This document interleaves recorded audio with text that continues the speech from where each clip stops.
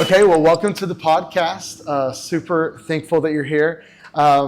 Many of you that are watching, I have a therapist, and here she is. I don't publicize that a lot, obviously, but there's so much that I'm doing in life that sometimes it helps me, honestly, to get somebody completely left field. And that's the reason why I brought Brandy in, because I think there's so much value you can push to the people.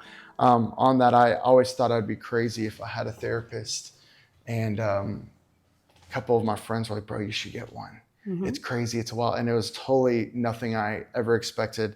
And he actually helped me with things that we'll walk through here. But I just simply wanted this podcast to be something that hopefully would help people like you that are watching that may be going through things. And I came up with some topics here that I wanted to kind of go over. But tell me, how long have you been a therapist? And kind of tell me a little bit about your background and your story a little bit. Okay. Well, I've been a therapist doing this type of work a little over 20 years total. I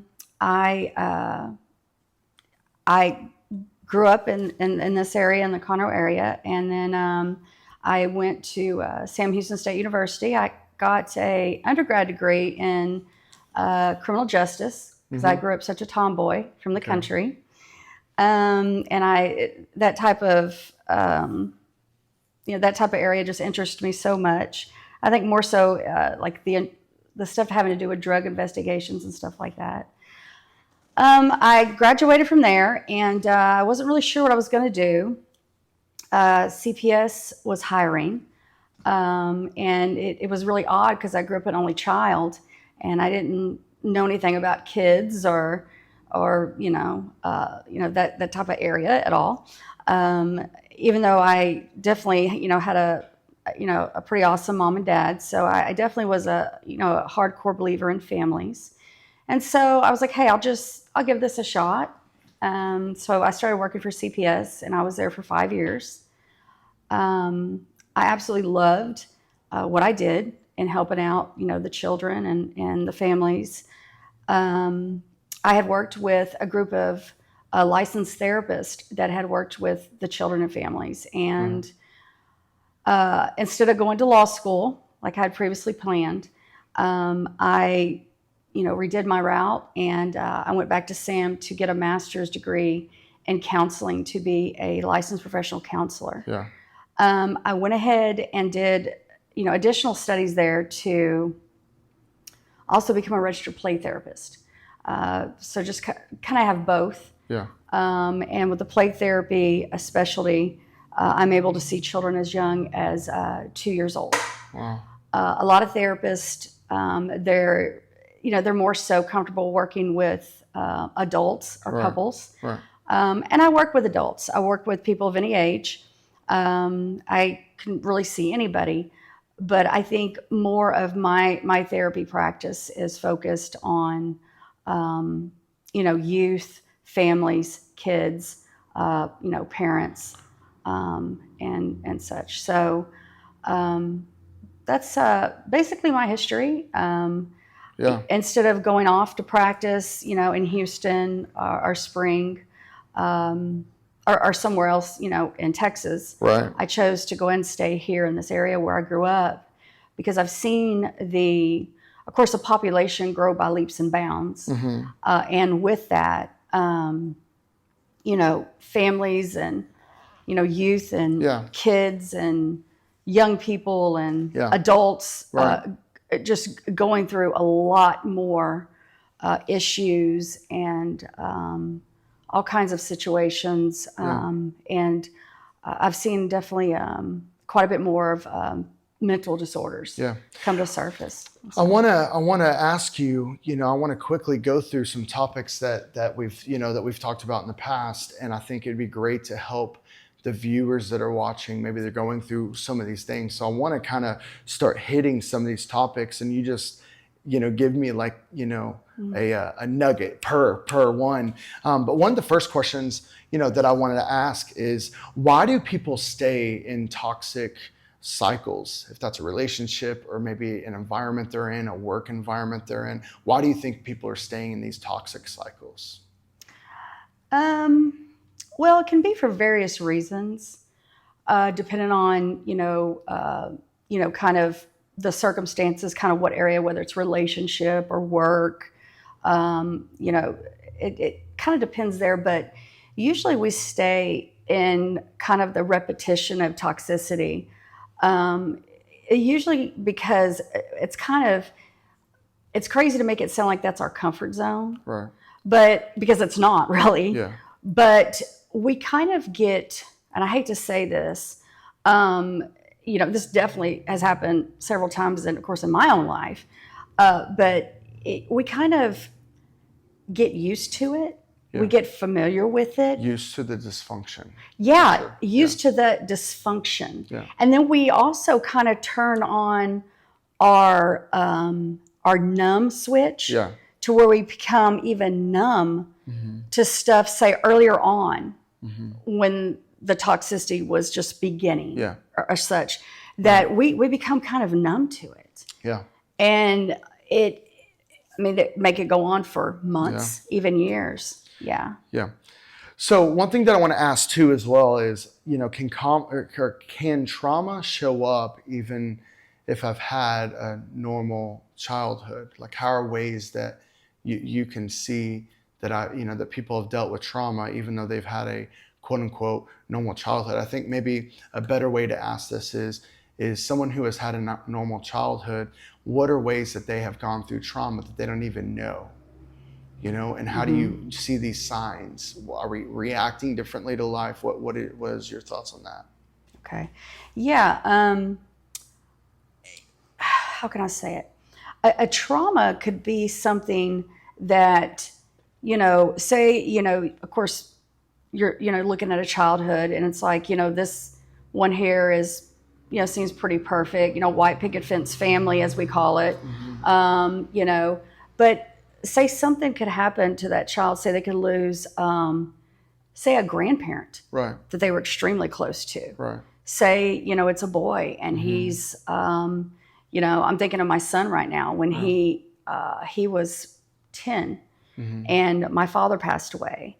And him and my dad had developed such a strong, pawpaw and, and grandson relationship.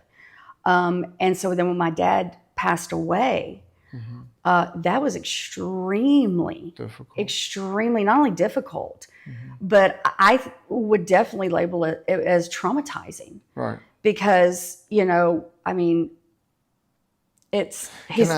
ask a question about this? Oh yeah, go ahead. So if you have small kids, okay, so like my daughter's 7, almost going to be 8. You have children like this.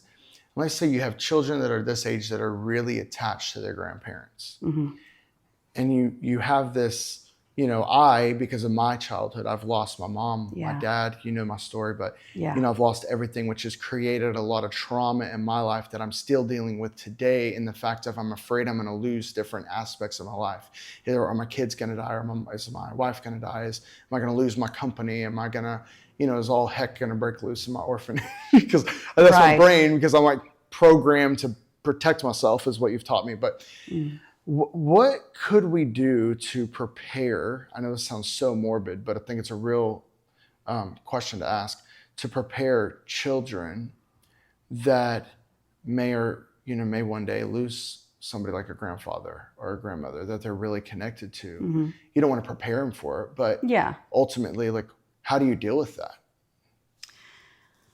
Wow, that is a very, very big question. And the thing is too, is that children are all different. Yeah.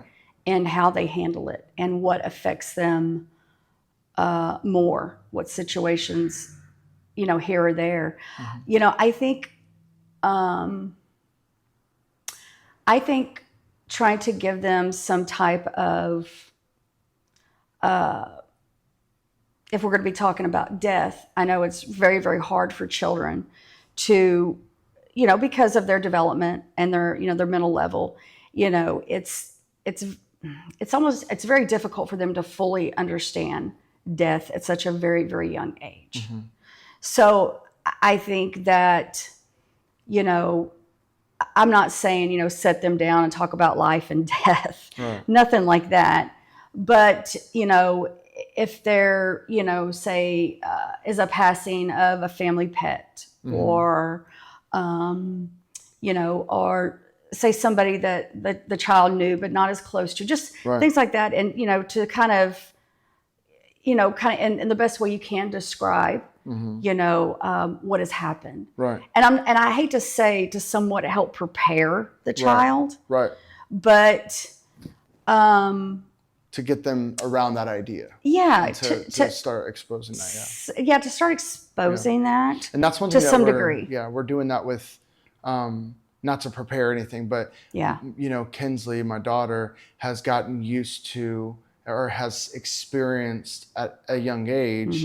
One of our main directors in Guatemala died from COVID, and then she's now at an age where she's asking me more questions about my mom, how she died, and my dad's not here, and my grandmother died. So she's starting, and I think I've done a good job of explaining to her, like, it's life, that we don't have things forever, and that we don't. Even with dogs that have died, Yeah. sometimes it's been tragic the way Very that they have tragic. died. Yeah. And you have to explain, like, even this is why we have to be careful with certain things like this, and all that. And so one thing that I want to kind of switch gears towards is, you helped me a lot understanding that the reason, because I'll tell you, like, I worry a lot in my life. Like, I'm running a marketing company. I'm doing, I have an orphanage in Guatemala.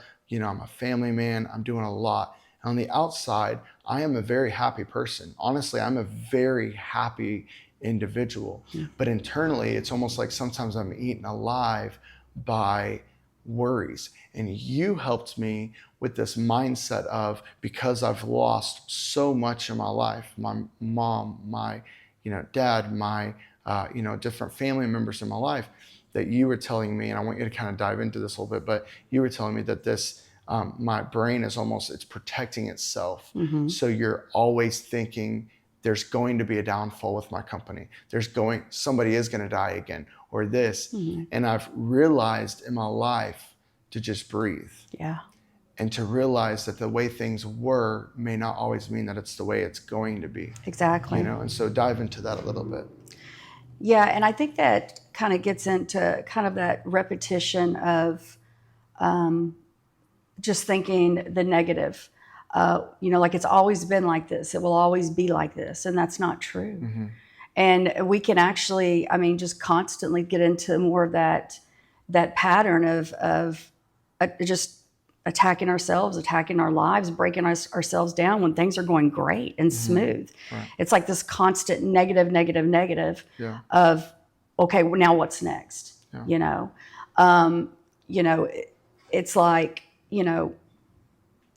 just because things say were the way they were in our childhood, or in our 20s, just an example, that does not mean that that's going to be the now. It definitely doesn't mean it's going to be the future. No. So in my life, I worry a lot about, I think finances is something that I'm consistently semi-worried about, when a lot of times I don't need to be. Like, I used to be eaten alive by my own brain when I would lose an account, lose a client with my marketing company. And recently, I'll tell you, I've been very calm about that. Recently, I'm just like, okay, it'll work out, because I've seen God's faithfulness bringing, my relationship with God into this. I've seen God's faithfulness. Literally, I'll lose an account, and days later, I'll get a call from somebody that wants to join, and it's even more revenue for our company than the other client that may have been a bigger headache. So I've really kind of gotten used to, I've owned my company now almost 8 years, and I've really gotten used to God's faithfulness in my company, But what can people do when they are consistently worried about things like that? The problem is real, okay? So the financial problem can be real for people. Yeah. I do not have enough money for this, or I do not have enough money for that. What are some ways when we are just being eaten alive? Because I'll tell you, I'll be honest with you. I went through a little season where I was drinking Z-Quil, just to go to sleep because my brain wouldn't shut off. Yeah, I wouldn't shut And so down. literally, for 3 months, I was just Z-Quilling every night. And I started realizing, like, wait a minute, like, I don't struggle with alcohol. I don't struggle with, drugs anymore. But I'm turning to this substance that's not healthy. Right. Even though, it's just medication over counter, that's not a problem. So I nipped that real quick. And so how can you walk people through if they are consistently worried about something? It may not be finances, maybe it's something different. How do we process this, and what's your best coping mechanism through that? Okay, I think that the first thing to do, the best thing to do, is just try to stop and breathe. Stop and breathe. Does Look, breathing help anxiety? yes. Walk me through that. Okay, that is something, back in the day, I would laugh at that. I was like, okay, this has got to be the biggest joke. Are you serious? Because I would hear, I mean, it's like when I was in the, master's program and stuff, and I'd hear, oh, you need to breathe. Breathing's good. I'm like, breathing? That's so stupid. What is that supposed to do? And so, getting into it and looking into it, they've actually done research on it, that when it's not just breathing fast or, just you breathing in and out. It's whenever you, just sit down and you inhale very deeply and you hold it for a number of seconds, and then you exhale very slowly. And then in that, kind of imagining, the worry, the pain, the stressors, basically kind of leaving your body, being exhaled. Yeah. It is the craziest thing. Yeah.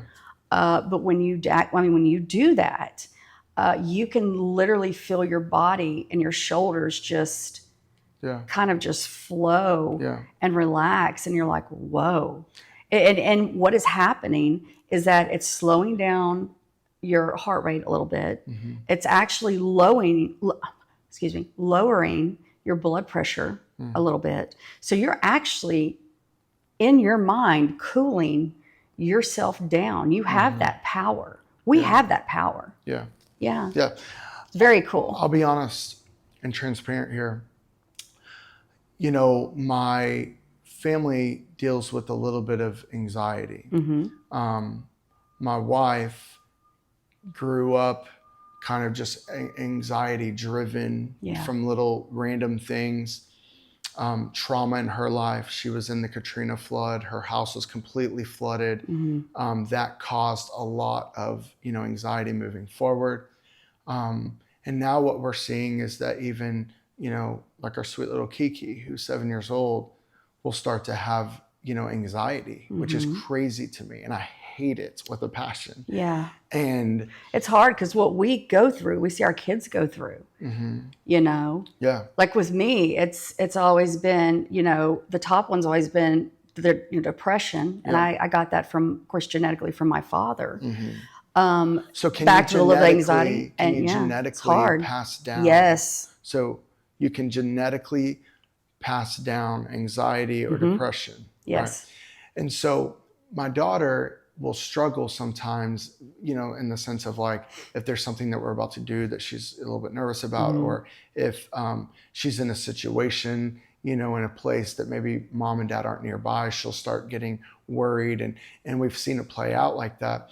But one thing that I do a lot is I tell her, I say, just breathe deep in, and I'll breathe with her. I'll be like, take a deep breath in, hold it, and I love it. And then we immediately pray. Yes. We immediately start praying, Yes. to the Lord, like, God, help us right now.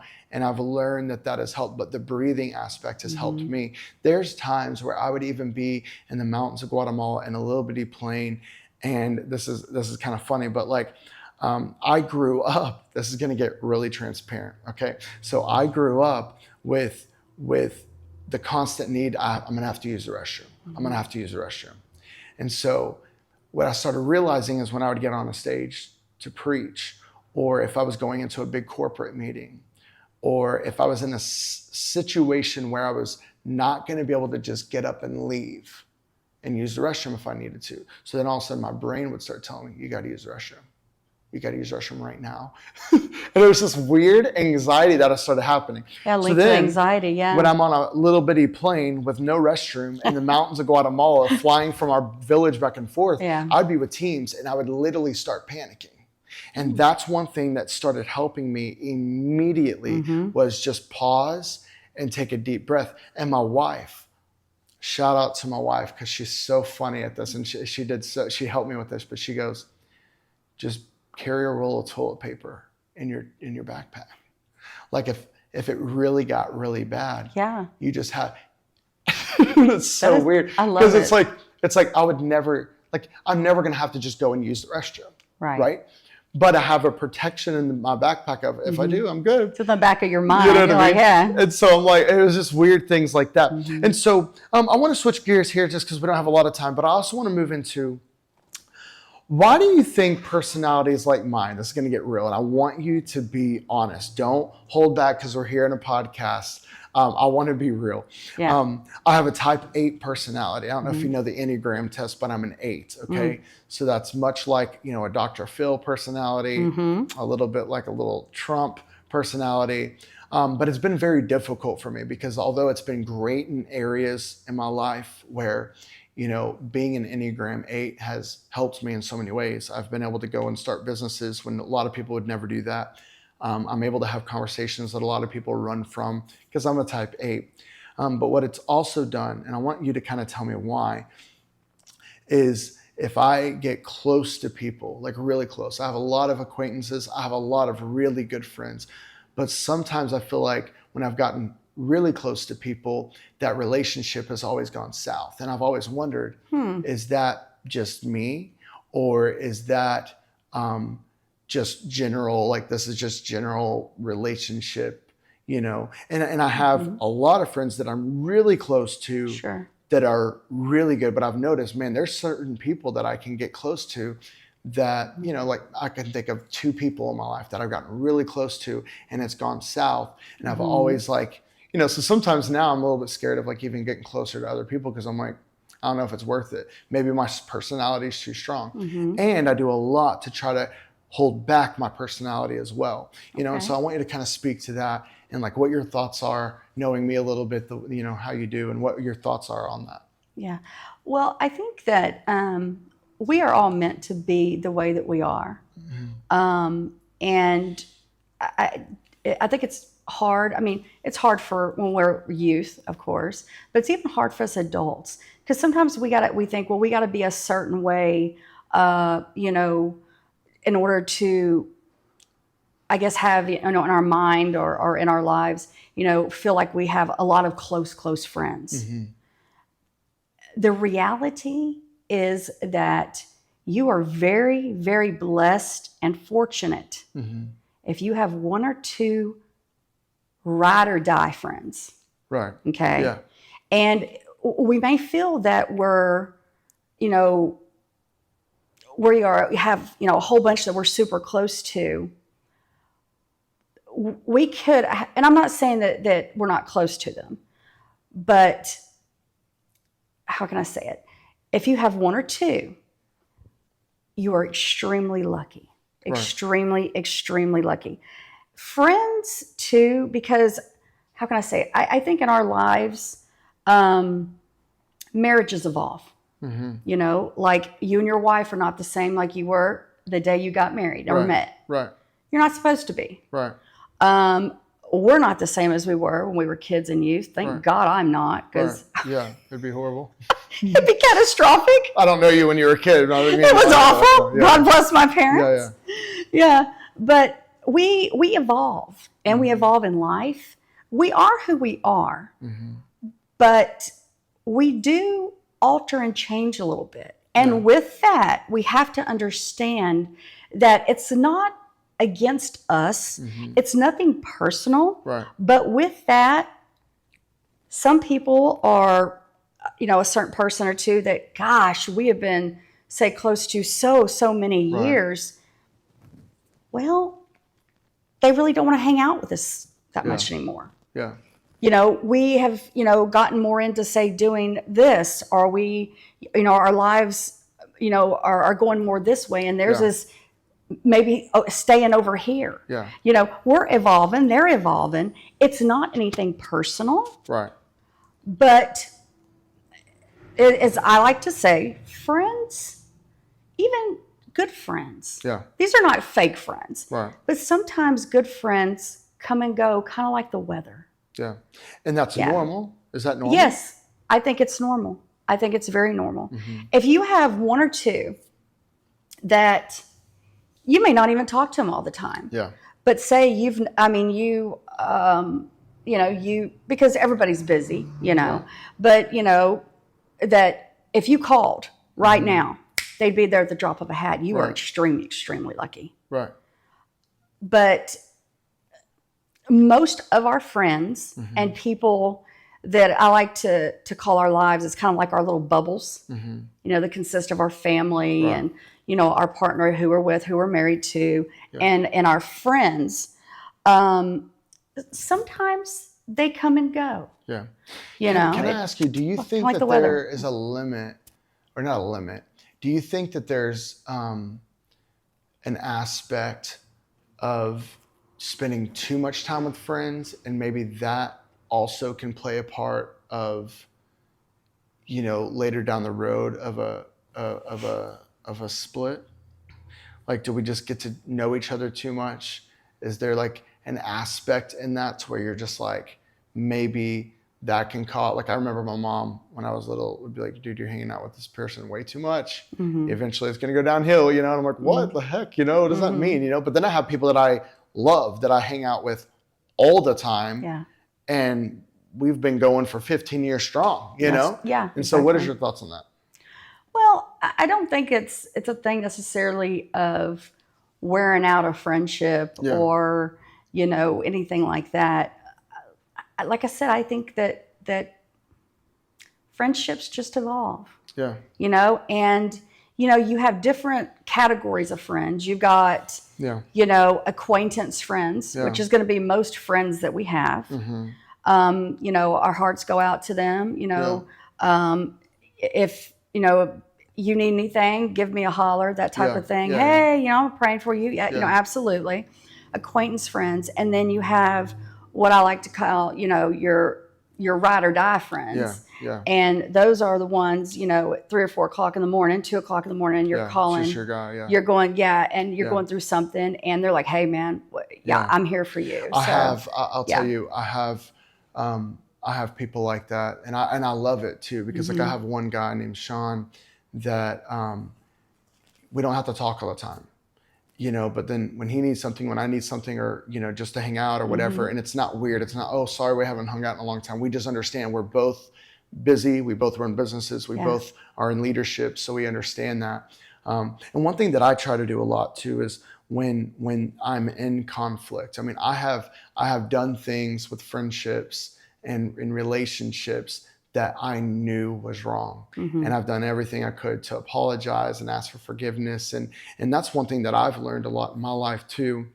Now that I'm 37 years old and I'm getting older, I'm starting to realize, wait a minute, Kyle, you're not always right. And your way is not always the highway, and your way of understanding things. My wife has always been a big proponent on, I'll be processing something and I'll be talking her, through what I'm dealing with, and she'll be very straightforward with me and be like, you're wrong, and a lot of times I'm like, no, I'm not, Wait a minute. Like, no, I'm right, right? And so I've learned to just calm down and realize it's okay. You're not always right. It's going to be okay. Yeah. And I've really, but I think what hurts the most is when you try to apologize, you try to ask for that forgiveness, but then that person withholds the friendship. For me, selfishly, I'm like, okay, well, maybe we're not each other's cup of tea anyways. You know what I mean? Maybe we just need to split. But then, ultimately it's always a big reflection. Before we go, what is your thoughts to people out there that are really struggling to make it in life? I have a lot of people that are entrepreneurs and business owners, and a lot of people in different spaces that are wanting to make it, maybe in their business or being a pastor or whatever, but they feel like they can never get there. What is your thoughts to them before we go? I think my thoughts and my advice would be to don't expect yourself to be perfect. There's no such thing. None of us are going to walk on water. Right. It's not going to happen. Right. We're all going to make mistakes. Yeah. We're all going for goals and, these successful places in our lives. No matter, what category, what area, but to be patient, be more patient. We are the worst with patience. Yeah. It's like we want it right now, yesterday, completely done, mansion, 8-car garage, Bugatti. We want it all. Yeah. We need to slow down. Yeah. And yes, keep focused on, your goal, your dream, where you want to be. Yeah. But you're human. Be patient. Yeah. Do the best you can. But take one day at a time. Yeah. I'll tell you this. Yeah. I have learned in my business, I have been doing this now for almost 10 years, and I have seen so many marketing companies come in and come out. Yeah. But that's one thing I'm grateful I've done. Is I started small, I built, I was consistent. My company would go down a little bit, my company would rise a little bit. And I actually have on a computer system, a revenue tracker, and I can see it. It's like, I could literally see from the time we began, how it's just gone up and down, and it just keeps going up, but there's all these little downs. And I'll say that's one thing I'm grateful for, is that I've always stayed faithful when it was horrible and I've wanted to quit. I'll stay faithful. Well, listen, thank you for being on this. We have to go. I have an onboarding meeting that I have to get to, but it means the world to me that you'd come and sit down and just open up. I hope to do more. If anybody out there is wanting to have some therapy, do you do virtual sessions? I do.